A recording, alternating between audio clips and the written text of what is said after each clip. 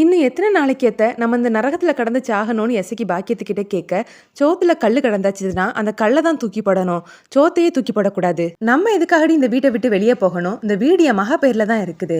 அந்த ஆளை தான் இந்த வீட்டை விட்டு வெளியே அனுப்பணும். பார்க்க ஆள் இல்லாம அனாதையா அந்த ஆள் சாகணும்னு பாக்கியம் சொல்றாங்க. அவங்க பேசிட்டு இருக்கும்போதே சிவபாலனுக்கு பரணி கால் பண்றாங்க. அத்தான் கிட்ட தானே உண்மையை சொல்லக்கூடாது, நான் அக்கா கிட்ட உண்மையை சொல்றேன்னு சிவபாலன் போன் அட்டன் பண்ண, அவகிட்ட எதையும் சொல்லாதன்னு பாக்கியம் சொல்றாங்க. டே எசக்கி நல்லா தானே இருக்கா? அப்பா எந்த பிரச்சனையும் பண்ணலன்னு பரணி கேட்க, இல்லக்கா இங்க எந்த பிரச்சனையும் இல்ல, கொஞ்ச நேரம் கோவமா கத்துனாரு, அப்புறம் சும்மா தான் இருக்காருன்னு சிவபாலன் போய் சொல்றாரு. காலையில சண்முகம் முழிச்சு பார்க்கும்போது பரணி பக்கத்துல படுத்து கிடக்குறாங்க. அதை பார்த்த சண்முகம் ஐயோன்னு சொல்லி கத்துறாரு. பரணி அவரோட வாயை பொத்துறாங்க.